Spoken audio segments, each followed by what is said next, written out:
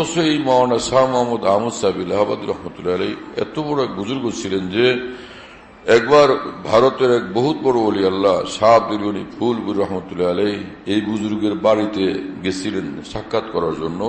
আল্লাহর ওলি, তার সঙ্গে কিছুক্ষণ বসবো, কিছুক্ষণ তার সঙ্গে থাকবো। তো ওনার বাড়িতে গেলে ওনার ঘরের পাশে যে বাগান, সে জমিন থেকে আসমান পর্যন্ত তিনি এক নজর তাকাইলেন, হ্যাঁ, এবং বললেন যে হযরত, আপনি নিজের বিষয়টা গোপন করেন না, আমাকে বলবেন, আমি উপকৃত হব। যে বিষয়টা হলো যে আপনার এই বাগান আমি দেখলাম, এই বাগানের জমিন থেকে আসমান পর্যন্ত খালি নূর আর নূর চমকাইতেছে। এটার রহস্য কি আমাকে আপনি একটু মেহেরবানি করে বলেন।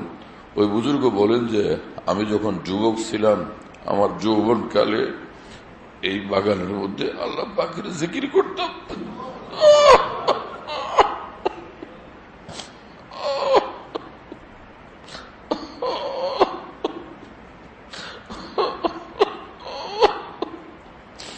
সেই জিকিরের নূর এখন পর্যন্ত চমকাইতেছে। যে জমিনের উপর বান্দা আল্লাহ আল্লাহকে ডাকে, আল্লাহর ইবাদত করে, আল্লাহর জিকির করে, সেই জমিনের উপরে আসমান থেকে নূর নাজিল হইতে থাকে। হ্যাঁ, আজীব মামলা। রাসূল পাক সাল্লাল্লাহু আলাইহি ওয়াসাল্লাম বলছেন, লা ইয়াকুদু কওমুন ইয়াযকুরুনাল্লাহ ইল্লা হাফাতহুমুল মালায়েকা ওয়া গাশিয়াতুহুর রাহমা ওয়া নাযালাত আলাইহিমুস সাকিনাহ ওয়া যাকারাহুমুল্লাহু ফী মান ইনদা। আল্লাহ রাসূল সাল্লাল্লাহু তাআলা আলাইহি ওয়াসাল্লাম বলেন, কিছু বান্দারা কোন জায়গাতে যখন আল্লাহর জিকিরে মশগুল হয়, তো হাফাতহুমুল মালায়েকা, ফেরেশতারা তাদেরকে ঘিরে ফেলেন, যে এরা আল্লাহকে নিয়ে ব্যস্ত হয়েছে, এরা আল্লাহকে নিয়ে মশগুল। ফেরেশতারা জিকিরওয়ালাদেরকে এরকম মহব্বত করেন। এজন্য আল্লামা ইবনুল কাইয়িম রহমতুল্লাহ আলাইহি বলেন, জিকিরের মাহফিল মানি ফেরেশতাদের মাহফিল। হ্যাঁ, ওয়া নাযালাত আলাইহিমুস সাকিনা, জিকির করে যে বান্দারা, ওই বান্দাদের উপরে আসমান থেকে এক নূর নাজিল হয়, যার নাম সাকিনা।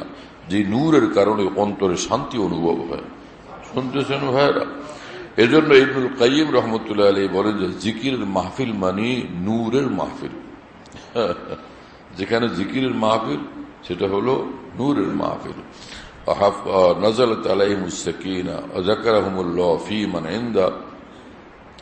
এবং উর্দু জগতে আরশে আজমে আল্লাহ পাক জাল্লা জালালুহু ওয়া মানওয়ালু বিশিষ্ট নিজের ঘনিষ্ঠদেরকে ডাকেন এবং তাদের সামনে এই জিকিরওয়ালা বান্দাদের প্রশংসা করতে থাকেন। আল্লাহ আল্লাহ, যে যাদের প্রশংসা আরশে আজমে মালায়ে আলাতে মহান আল্লাহ করেন, সেই বান্দারা কতটা কিসমতওয়ালা। হ্যাঁ, তাদের জন্য কত বড় উজ্জ্বল ভবিষ্যৎ অপেক্ষা করতেছে। হ্যাঁ, সেই ভবিষ্যৎ কতটা অতুলনীয়। আমার ভাইয়েরা, এই জন্য কোরআন হাদিসের দ্বারা প্রমাণিত যে সকল আমল, কোনোটাকে তুচ্ছ না মনে করা চাই। এক একজন নিজের মেজাজ থেকে, নিজের খেয়াল থেকে, গবেষণা থেকে, নিজের জজবা থেকে এক এক কথা বলে ক্ষতিগ্রস্ত হয়ে যায়। কিছু ভাইদের এরকম বলতে শোনা যায় যে জিকিরের আমল এটা কি একটা জিনিস। আর ভাই, কি একটা জিনিস মানে কোনো গুরুত্ব নাই এটার। যেখানে আল্লাহ রাসূল সাল্লাল্লাহু আলাইহি ওয়াসাল্লাম বলছেন যে আল্লাহর জন্য যখন জিহাদ চলে যুদ্ধের ময়দানে, সেই যুদ্ধের ময়দানে এমন জিহাদ যে কাফেরদেরকে মুসলমানরা কতল করতেছে, অথবা কাফের হাতে মুসলমান শহীদ হইতেছে, সেই জিহাদ থেকেও জিকিরের মর্তবা বড়। এই কথা বলছেন কে? স্বয়ং রাসূলুল্লাহ সাল্লাল্লাহু তাআলা আলাইহি ওয়াসাল্লাম।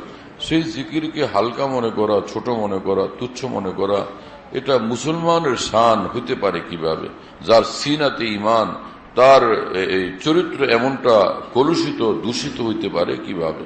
আল্লাহ পাক জাল্লা জালালুহু ওয়া মানওয়ালু আল্লাহ রাসূলের পছন্দের সব আমলকে পছন্দের নজরে দেখার জন্য আমাদেরকে তৌফিক দান করেন। হ্যাঁ, যার যতটুকু আমলের তৌফিক হয় সেটা করি।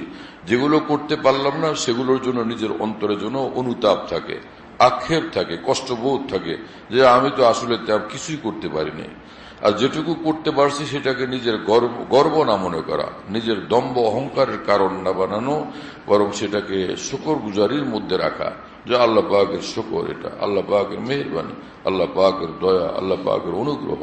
আরে ভাই, আশ্চর্যের বিষয় যে রসুল্লাহ সাল্লাহ আলী সাল্লামের আপন চাচা এবং প্রিয় চাচা আল্লাহ রসুল সাল্লাহ আলাইসলাম যাকে অনেক ভালোবাসতেন, সেই এবং রসুল্লাহ সাল্লাহ আলাইসাল্লামকেও তিনি ভীষণ ভালোবাসতেন, সেই খাজা আবু তালেব ইমান নিয়ে কবরে যেতে পারেননি, ইমান নিয়ে দুনিয়ার থেকে যেতে পারেননি। কি বলবেন বলেন? মামুলি ব্যাপার হলো?